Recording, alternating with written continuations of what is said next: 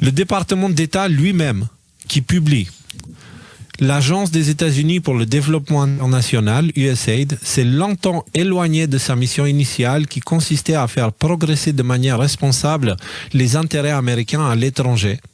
Bon, c'est ce qu'ils font, hein, c'est juste qu'ils le font d'une manière irresponsable. Et il est désormais tout à fait clair qu'une part importante du financement de l'USAID n'est pas alignée sur les intérêts nationaux fondamentaux des États-Unis. Dans le cadre d'une mesure provisoire visant à contrôler et à mieux comprendre les activités de l'agence, le président Donald Trump a nommé le secrétaire Mark Rubio au poste d'administrateur par intérim. Le secrétaire Rubio a également informé le Congrès qu'un examen des activités d'assistance à l'étranger de l'USAID était en cours en vue d'une éventuelle réorganisation. Voilà, pas besoin de lire la suite, ils y vont. Okay, ils y vont comme des cochons. Première chose qui sort de ça, Covid-19, écoutez bien, arme biologique financée par les USA via USAID. Okay? On a vu la semaine dernière cette déclaration sur les origines du Covid, c'est confirmé, le virus sort d'un labo de Wuhan. On est d'accord? Ce n'est plus une théorie de complot. Elle va dans ce sens-là, ouais. C'est la thèse officielle maintenant. Okay? C'est la thèse officielle. Maintenant, Elon Musk qui entre avec les audits, etc., il commence à sortir des trucs. Donc, Trump, là, on a le premier. Trump attaque USAID, une institution qui, si vous voulez, on peut regarder la vidéo, elle dure 15 secondes. Hein. Hop, qu'est-ce qu'il nous dit, le bonhomme? L'USAID, il dit, qu'est-ce qui se passe? Demande la journaliste. Eh bien, c'était dirigé par une bande de fous radicaux. Et nous sommes en train de les faire sortir. USAID, dirigé par des fous radicaux, et nous sommes en train de les sortir de là. Ensuite, nous prendrons une décision. Voilà, des fous radicaux, etc., etc. Ayez le cœur bien accroché parce qu'à partir de ce lundi 10 février, vous allez retrouver de la poudre de larves de Ténébrio molitor traité aux UV dans l'alimentation. C'est une décision de l'Union européenne et vous allez pouvoir en retrouver dans le pain, les gâteaux, les pâtes, le fromage, les compotes, etc. Jusqu'à 4% du produit, c'est-à-dire tous les 100 grammes, 4 grammes de poudre de larve. Alors c'est un règlement européen du 20 janvier qui prévoit ça. On ne peut pas s'y soustraire, hein, c'est obligatoire, c'est l'Union européenne. Et en fait, l'Union européenne autorise les larves et les insectes dans notre alimentation depuis des directives de 2021. Ça a beaucoup accéléré depuis 2023 et donc là, nouvelle salve à partir de ce 10 février.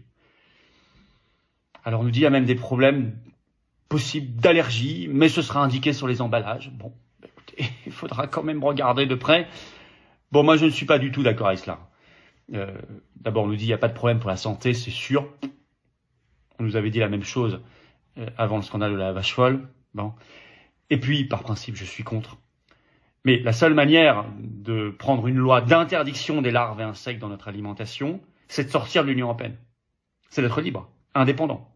C'est le Frexit. Pour avoir une alimentation sûre et saine. Macron est un menteur. Lors d'une prise de parole, il dit aux Français qu'il supprime la redevance audiovisuelle. Mais il oublie de préciser qu'il continue de verser un chèque de 4 milliards d'euros par an aux médias du service public. 4 milliards que nous payons avec nos impôts issus dorénavant de la TVA. On veut donc nous faire travailler 2 ans de plus parce qu'il manque des milliards dans nos caisses de retraite, mais des milliards partent en fumée pour financer les copains et les coquins de l'audiovisuel public. Les coquins, ce sont ceux qui dilapident notre argent. Ils se versent des salaires énormes, engagent des projets fous comme la plateforme vidéo Salto, vouée dès sa naissance à l'échec. Un désastre, un fiasco de 170 millions d'euros de pertes nettes et aucune sanction, notamment à l'égard de la présidente de France Télévisions, Delphine Ernotte. Les copains, ce sont ceux qui profitent de notre argent. Comment expliquer que le service public a donné de l'argent pour plus de la moitié des productions de Bernard-Henri Lévy? Des centaines de milliers d'euros déversés en pure perte pour lui, mais aussi pour les documentaires de son épouse, mais aussi pour ceux de son principal associé. Comment expliquer cet abus de copinage de la part de la firme BHL? Le plus grand milliardaire dans les médias avec Drahi, Bouygues et les autres, c'est l'État. Et l'argent de l'État milliardaire, c'est celui des contribuables, vaches à lait, qui financent contre leur gré de la propagande 24 heures sur 24 et 7 jours sur 7. En gros, à 11 ans, on a comme proposition des manuels scolaires. À l'intérieur, il y a des sites internet où on peut directement aller se renseigner pour un peu plus. C'est adressé aux enfants de 11 ans et c'est agréé par l'Éducation nationale. Donc je vous lis des phrases. Faire l'amour à plusieurs. C'est quoi le sexe oral? Est-ce que je suis trans? Comment utiliser un préservatif lors d'une SODO? Je continue. Est-ce que des pratiques sexuelles peuvent s'échanger contre de l'argent ou un cadeau? Donc voilà, donc je rappelle que toutes ces informations, c'est adressé aux enfants de 11 ans. De 11 ans seulement. La fellation est aussi appelée pipe. Voilà, c'est ce qu'il dit. Non mais c'est un truc de fou. On parle aussi de sucer. Non mais c'est incroyable. Non, mais les mecs... Et on se pose aussi la question de est-ce que c'est cool de le faire à plusieurs? J'envoie un nude à quelqu'un qui me plaît parce que je pense que ça va l'exciter, mais sans lui demander est-ce que j'ai le droit. Jusqu'à 378 millions de doses, c'est 10 doses par Canadien. Et selon une étude de l'Université Duke, Ottawa a réservé bien plus de doses de vaccins par habitant que n'importe quel autre pays du monde. Donc c'est la police d'assurance que Justin Trudeau a contractée pour s'assurer que les Canadiens allaient être parmi les premiers à recevoir le vaccin. 10 doses par citoyen canadien. Impressionnant. Celui qui a reconnu et compris toute l'injustice et tout le génocide de la vaccination et qui, malgré tout, fait preuve d'une obéissance de Stasi à l'égard des grands criminels est irrévocablement un co-auteur et un complice de cette bande d'assassins. Pourtant, des centaines de milliers de spécialistes de premier plan se taisent encore face à l'escroquerie mondiale, bien qu'ils voient exactement ce qui se passe. Par exemple, des dizaines de milliers de médecins et d'infirmières ont continué à administrer aux gens ces injections anti-Covid mortelles dévoilées depuis longtemps, alors qu'ils savaient et savent très bien ce qu'ils faisaient et font encore. Et c'est pourquoi ils se ménagent eux-mêmes, ainsi que leurs enfants, de manière ciblée. Je vous conjure de vous lever enfin et d'annoncer ouvertement la couleur. Mais jusqu'à présent, vous vous contentez d'observer passivement et de faire en sorte que ce ne soient plus les incendiaires démasqués qui soient pourchassés et punis, mais ceux qui ont dénoncé l'incendie.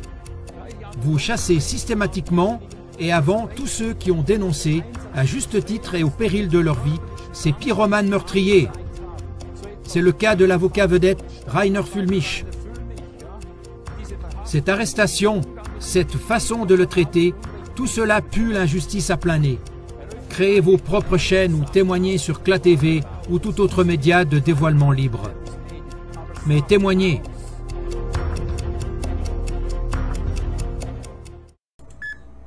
The past president for the last 20 years known about this corruption with USAID and just chose not to do anything about it? Well, most of them are on the take.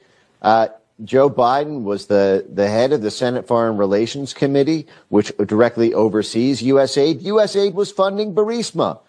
USAID gave money to Burisma and had a formal partnership agreement with Burisma. Barack Obama's mother worked for USAID. The Bush family runs right through it. Bush's, Vice President Dick Cheney, Liz Cheney worked for USAID. They're all in on it. And this is the reason that the Trump revolution was so revolutionary. It's because it defeated both sides of the USAID snake. And now we're going to see just exactly how the snake bites back when it's cornered. Je vois, par exemple, il y en a une qui est flagrante. C'est en France, il est interdit d'être polygame par la loi. On n'a pas le droit d'avoir plus d'une épouse. Comment se fait-il qu'on accepte que des migrants soient avec plusieurs épouses et que la sécurité sociale et tous les systèmes sociaux français fonctionnent pour l'ensemble des épouses et des enfants? C'est inacceptable. La loi est la loi. Il y a un mari, une épouse ou un époux, peu importe. Là, c'est et des enfants. Point barre. Vous voyez? C'est un bon exemple pour vous dire que tant qu'on ne sera pas capable de faire respecter nos propres lois, alors autant vous dire que le reste, ça partira dans tous les sens.